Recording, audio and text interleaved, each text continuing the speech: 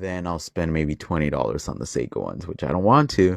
And it's stupid. I'm like, why doesn't Seiko include extra spring bars? I mean, you're gonna lose some. Why don't they give you extra ones? Right. And you're putting on a Strapco, you said? Strapsco? Or a No, I'm Varia? putting the OEM one.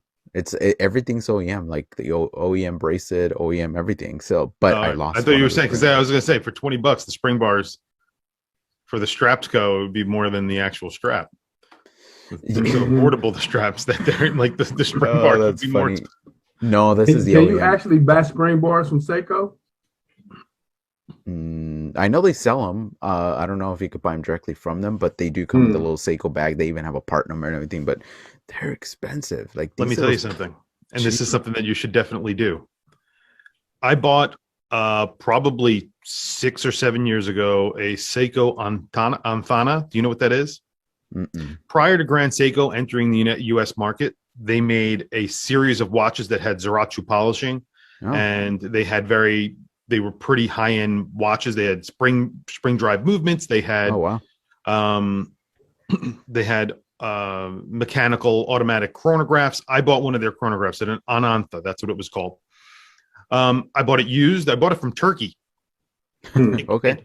Okay. I paid like $1,000 for it. It was a $4,500 watch. When I bought it, it was probably 3, 4, 5 years old. I didn't. When I asked the guy how big the watch was, he was just like, "Oh, it'll fit an 8-inch wrist." I got it. It didn't. It fit like a 6.5 inch wrist. So I was just like, "This is ridiculous." Blah blah blah. So I looked on. I didn't want to send it back because shipping back to Turkey, it would have been ridiculous. I really loved the watch. I called up Seiko, and Seiko was just like, "Oh, what model number is it?" And I gave them the model number. They're like, "We'll send you 5 links." I said, "Okay, how much?" They said, "You just have to pay the shipping." What? I was like, "What? That's awesome." They were like, "Yeah, that's it. We'll send you the 5 links, and you just pay for shipping."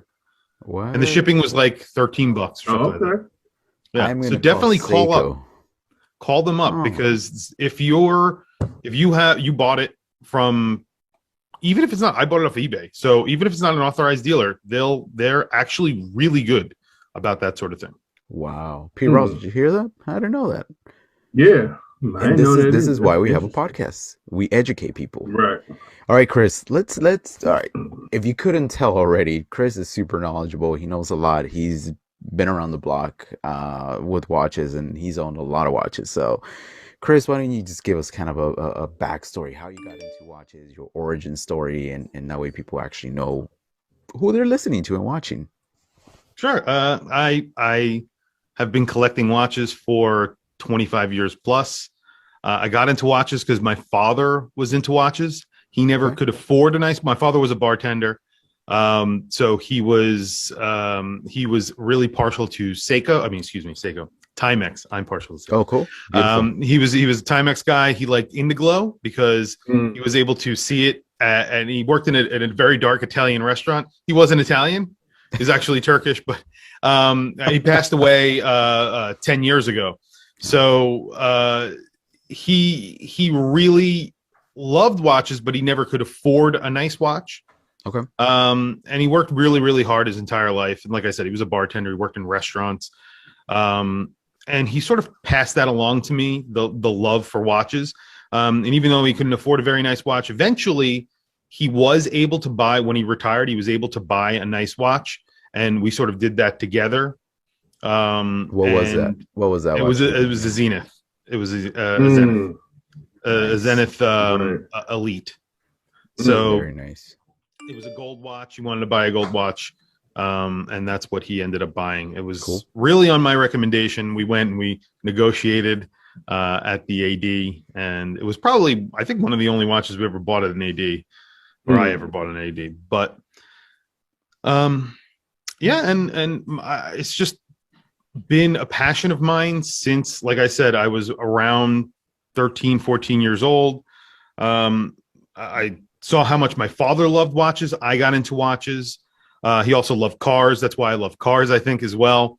And then it wasn't until later in his life that he actually was able to buy a nice watch. And then eventually I got into really nice watches, and I started like just buying and selling watches. So I do a lot of flipping of watches as well. So I buy a lot of watches off eBay, and then I end up either flipping them or keeping them. That's just who I am. My channel itself, though, is really, I run the gamut between very, very affordable to very high end. And that's what I wear. Like I like micro brands. I love Seiko. I love Timex. And I also love, Vacheron and AP and, higher end brands. So.